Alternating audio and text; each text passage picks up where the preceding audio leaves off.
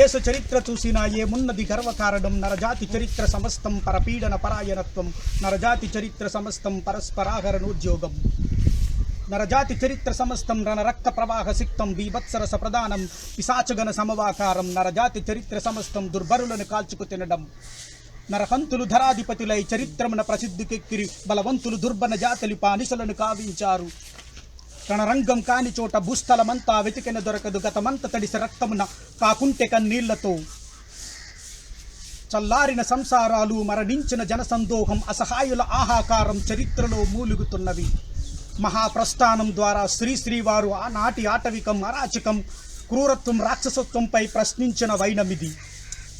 పుత్తడి బొమ్మ, పూర్ణమ్మ, కన్యక, ముత్యాల సరాలు, కన్యాశుల్కం, దామను పితియసు వంటి స్త్రీవాద రచనలు చేసిన గురజాడవారు మంచి అన్నది మాలయైతేనే మాలయవుతాయని అనగారిన వర్గం వైపు మక్కువ చూపిన మహనీయుడు ధన్యజీవి ఆయన. జనసమయార్దుల శిరముల దునిమి, విద్వేష బౌద్ధుల వెటతట మడిచి, మునిసమయార్దుల ముక్కులు గోసి, అద్వైతవాదుల హతము గావించి, ఆనాటి సాంఘిక దురాచారం, ఆనాటి మత విధ్వంసం, మత అసహనంపై సంధించిన వాక్యాలివి. పండితారాజ్య చరిత్ర ద్వారా పాల్కురికి సోమనవారు సంధించిన వాక్యాలివి. ఆయ భాగ్యుని రక్తంబు నాహరించి ఇనుప గజ్జల తల్లి జీవనము సేయు. కసరి బుసుకొట్టున అతని గాలి సోక 4 పడగల హైందవ నాగరాజు. ముసలివాడైన బ్రహ్మకు 4 కుమారులనుట విన్నాముగాని హీనుడ భాగ్యుడైన 5వ కులస్థుడెవరమ్మ సవిత్రి. నాటి మనువాదంపై గుర్రం జాసువా వారు ఖండకావ్యం, గబ్బిలం అను రచనల ద్వారా నిరసన తెలిపిన వైనమిది. తెలుగుదేల ఎన్న దేశంబు తెలుగేను, తెలుగు వల్ల బుండ తెలుగు కొండ ఎల్ల నృపులగూడి ఎరుగవే బాసాడి దేశ భాషలందు తెలుగు లెస్స అని తెలుగు జాతి ఔన్నత్యంపై ఆముక్తమాల్యద రచన ద్వారా శ్రీకృష్ణ దేవరాయలు సంధించిన వాక్వాస్త్రమిది. నేను నైలు నది నాగరికతలో సామాన్యుని జీవనమెట్టిది.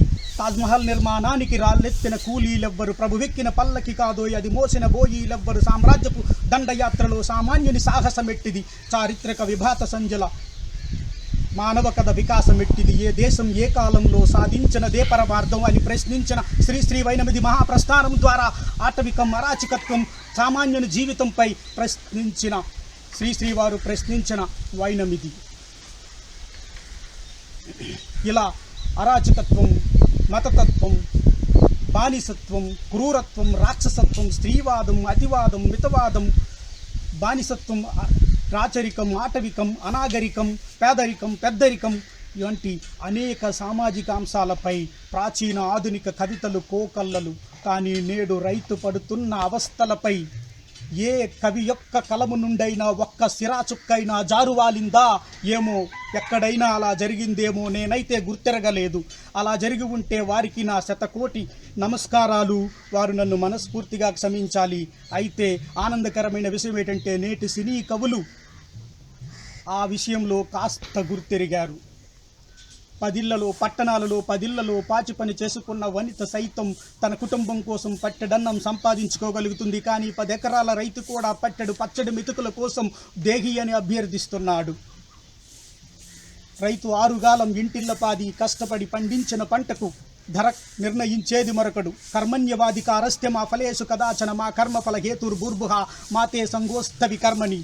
ఇది భగవద్గీతలో కృష్ణుని సందేశం. అనగా కర్తవ్యం నిర్వర్తించుట మానవుని విద్యుద్ధర్మమైతే ఫలితమన్నది దైవమిస్తాడు. నువ్వు ఫలితం కోసం వాచించక ముందు నీ పనిని నువ్వు ఆచరించు అని కృష్ణుడు ఇచ్చిన సందేశం. ప్రతి వృత్తి నిపుణుడు కూడా ఎంతో కొంత ఫలితాన్ని ఆశించే తన కర్తవ్యాన్ని నిర్వర్తిస్తాడు. ఒక్క రైతు తప్ప. ఒక్క రైతు మాత్రమే ఫలితం ఏదైనా కానీ నా కర్తవ్యాన్ని నేను నిర్వర్తిస్తాను అని చెప్పి దున్ని నారు పోసి నీరు పోస్తాడు. రైతు గిట్టుబాటు ధర లేక రైతు పడుతున్న బాధ వర్ణనాతీతం. దానికి తోడు ప్రపంచ కార్పొరేట్ శక్తులు, పెద్ద వ్యాపారవేత్తలు, గొప్ప పారిశ్రామికవేత్తలు పచ్చని పొలాలు రాబందుల్లా తన్నుకుపోతుంటే అభివృద్ధి పేరుతో వారికి వత్తాసు పలుకుతూ చోద్యం చూస్తున్న ప్రభుత్వాలు. ఎక్కడుంది న్యాయం? ఎప్పుడు చేకూరుతుంది మనిషికి న్యాయం? ఎక్కడుంది ధర్మం? కీటకనాశనులు, క్రిమిసంహారకాలు యమపాసాలై సాటి రైతుకు కాటికి రారమ్మని ఆహ్వానిస్తున్నవి. రైతుకు చిక్కదుబ్బి చిర్రెత్తి తిక్కరేగి సర్వసంగ పరిత్యాగై రైతాంగ సన్యాసం తీసుకుంటే ఏమైపోతుంది లోకం? అస్థిమూల పంజరాలు, ఆర్తరావ మందిరాలు, ఎక్కడుంది తల్లి ఇట ఏదో బాష్ప జలాలు. గుండె లోతు తాపమిది కూడు లేని లోకమిది దారి పొడుగు జనసవాలు జారిపడే చేయి కాలు కాలు కడుపు ఇమ్మన్నది గాజు మేడ లేదన్నది అన్నపూర్ణ కంటి ముందు కనబడింది రక్తబిందు. ఇది 1942-43 ప్రాంతంలో రెండవ ప్రపంచ యుద్ధ కాలంలో బెంగాలులో కరువ రక్కసి ప్రళయ తాండవం చేస్తున్న సమయంలో ఆ హృదయ విదారక దృశ్యాలను చూసి మన దేవరకొండ బాల గంగాధర్ తిలక్ వాపోయిన వైనమిది. కేవలం కరువు రక్కసి కోరల్లో చిక్కుకున్నప్పుడే మనుషుల పరిస్థితి ఇలా ఉంటే రైతే గనక రైతాంగ సన్యాసం తీసుకుంటే కాలు కడుపు ఇమ్మన్నది గాజు మేడ లేదన్నది గాజు మేడలో సైతం కాలే కడుపులే ఉంటాయి మిత్రులారా. ఆ పరిస్థితి రానియకండి. ఒక డాక్టర్ తన కొడుకు డాక్టర్ చేయాలనుకుంటాడు, ఒక టీచర్ తన కొడుకుని టీచర్, ఒక లాయర్ తన కొడుకుని లాయర్, ఒక పోలీస్ తన కొడుకుని పోలీసు, ఒక సినిమా హీరో తన కొడుకుని సినిమా హీరోనే చేయాలనుకుంటున్నాడు. కానీ ఒక రైతు ఏనాడు కూడా తన కొడుకుని రైతే చేయాలని అనుకోవడం లేదు. ఆ రోజు రావాలది, ఆ రోజు వచ్చిన నాడు రైతే రాజవుతాడన్నది నిజం. అదే నిజం కావాలి. సర్వేత్ర సుఖినః సంతు సర్వే సంతు నిరామయ సర్వే భద్రాని పశ్యంతు మా కశ్చిత్ దుఃఖం ఆప్నుయాత్. అందరూ సుఖంగా ఉండాలి, అందరూ ఆనందంగా ఉండాలి, ఎవరికి ఏ దుఃఖాలు ఉండకూడదు. ఓం శాంతి శాంతి శాంతి. మీ లమ్మత శ్రీనివాసరావు. బుద్ధం శరణం గచ్చామి. Thank you so much.